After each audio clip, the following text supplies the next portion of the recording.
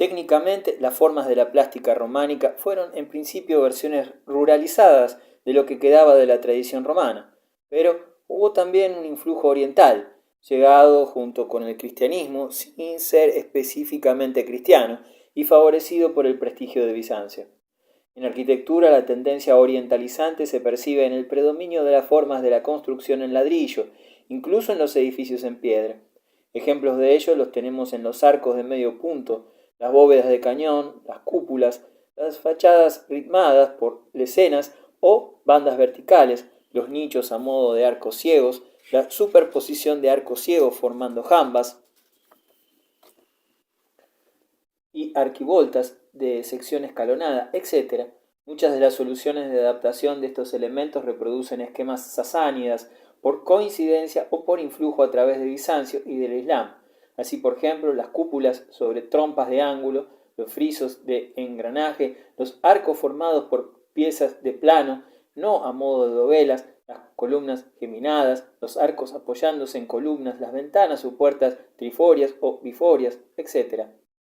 En el terreno de las artes figurales, la orientalización todavía se vio favorecida más intensamente por los factores mentales sacralizantes.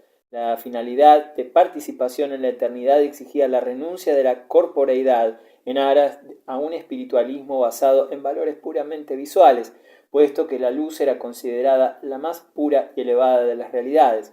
Los personajes aparecen sin edad y sin sombra, como esencias puras. Animales y vegetales se representan por lo general como seres fantásticos, fabulosos y monstruosos, como la más clara negación del mundo real en un esfuerzo de evocación apasionada del paraíso.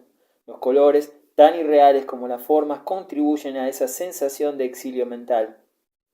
Uno de los aspectos que caracterizan al románico radica en la colocación de su escultura, como corresponde a una arquitectura de origen latericio, solo se labraban en piedra aquellos elementos destinados a soportar las otras estructuras, tales como jambas, dinteles, losas, capiteles y zócalos.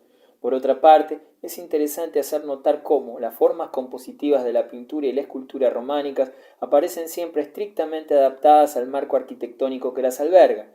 De este modo, las figuras se representan de pequeña altura en un dintel y, por contra, alargadísimas en unas jambas, o bien adoptando posiciones en zigzag cuando se trata de rellenar un campo rectangular, como por ejemplo en las jambas de Moissac o en los paneles de los claustros de Silos.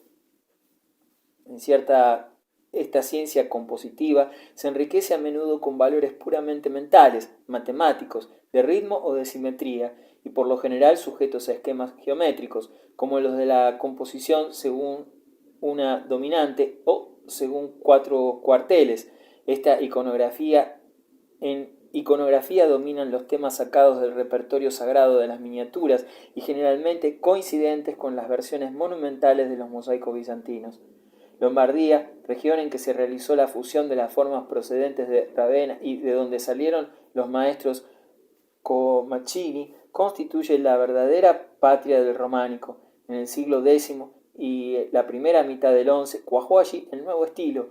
Como suele ocurrir con los movimientos precoces, su arquitectura quedó fijada en unas formas arcaicas, como por ejemplo la fidelidad a la cubierta de madera. Sin embargo, a finales del siglo XI aparecen ya en San Ambrosio de Milán las bóvedas de crucería, características del gótico. No se sabe si derivadas de las bóvedas nervadas romanas o de los techos ojivales de la arquitectura armenia. Junto con Lombardía, Cataluña nos ofrece también tempranas muestras de arte románico. En pleno siglo X, los arcos de herradura de influjo califal cordobés y las ábsides cuadrangulares de tradición visigoda alternan con ábsides semicirculares a la manera lombarda. La porta ferrada de Saint-Feliu de Waxols o la iglesia de Pedret, con sus arcos de herradura sobre columnas y su techo de madera, así como las de Saint-Feliu de Boada, el Marquet o el Brunet, pertenecen a este periodo de inspiración califal. Por aquel entonces, la Cataluña de Ató, obispo de Vic de Auvernes, formado en Ripoll, Herberto y del abad Oliva de Ripoll sirvió de puente para la introducción en Europa de las formas de la cultura urbana islámica. Esta Cataluña adelantada de Europa, puerta de la cultura urbana, aportó en pocos años una serie de realizaciones decisivas. Si por una parte acogía la morfología lombarda, lo mismo que la liturgia romana y la reforma cluniacense, en oposición a la tradición mozárabe española, por otra parte adoptaba los capiteles omeyas que vemos todavía en Sant Benet de Bages, en Sant Per de Roda, Ripoll o Cornellà, o importaba trabajadores posiblemente procedentes de los talleres de Medina a Zahara para que con el mármol de las canteras pirenaicas creasen la primera escultura arquitectónica del occidente cristiano. Otra novedad sensacional de la Cataluña del primer románico fue el tipo de basílica enteramente abovedada que a fines del siglo X se ensayó sobre pilares cilíndricos robustos en la Tossa de Montbui y sobre airosas columnas monolíticas en Saint-Martí de Canigó. Precisamente por la gran innovación que suponía esta experiencia no tendría continuidad y desde entonces las estructuras basilicales se apoyaron en muros continuos con arcos, como en Besalú o Ripoll, o en pilares más o menos cuadrados.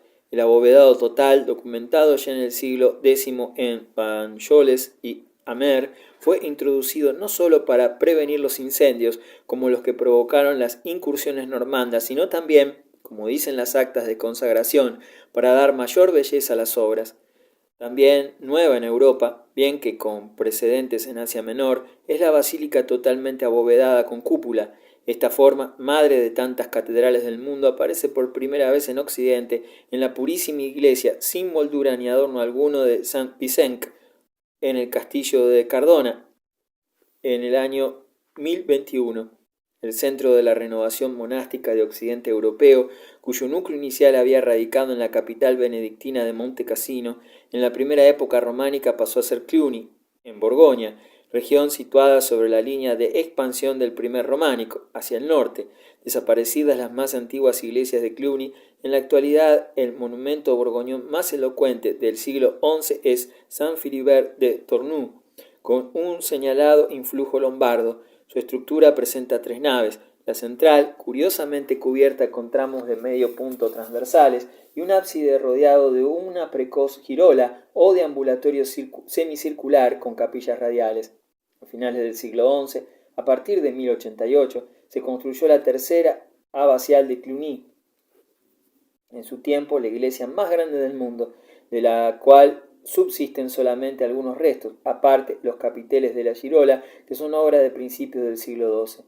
Al oeste de la Borgoña, en el Poitou, la galería de Saint-Sabin-sur-Gartempe, edificada con anterioridad al año 1050, presenta una curiosa disposición derivada de la basilical, con altísimos pilares cilíndricos a modo de columnas, soportando arcadas y con una bóveda central continua recubierta de pinturas. Hacia el año 1060 se produjo una grande revolución en la cantería que permitió trabajar los sillares con más perfección, regularidad y mayor tamaño e hizo posible asimismo la generalización del decorado escultórico en la arquitectura. Por otra parte, en la misma época y probablemente como consecuencia de este progreso técnico, la arquitectura románica se convirtió en plenamente internacional dentro del territorio de la Iglesia de Roma. Como en el período anterior, la rica Italia realizó los monumentos que presentan un conjunto más ambicioso desde el punto de vista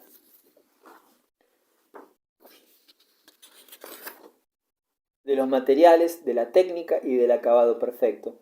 Grandes columnas monolíticas, revestimientos marmóreos, filigranas en las molduras, en las taraceas y en los mosaicos atestiguan este hecho.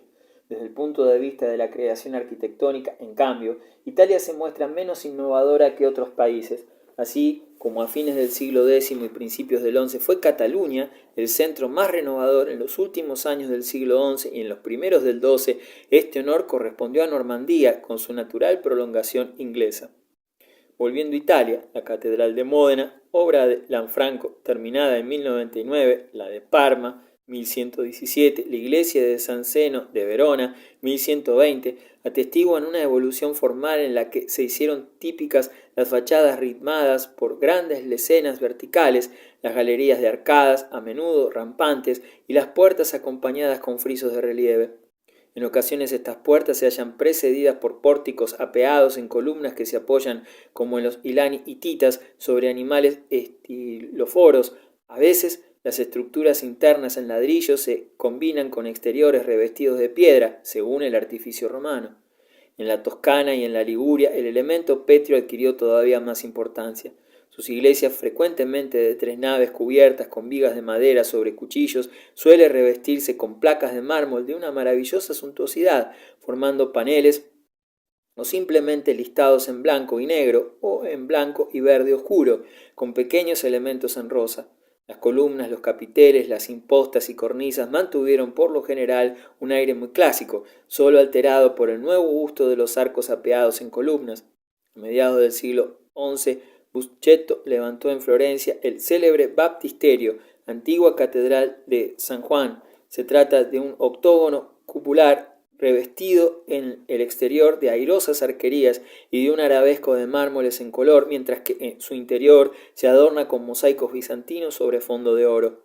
Otro monumento toscano importante lo constituye la grandiosa catedral de Pisa, edificada también por Buscetto en 1063, enteramente revestida de mármoles y enriquecida con nuevas construcciones hacia 1088.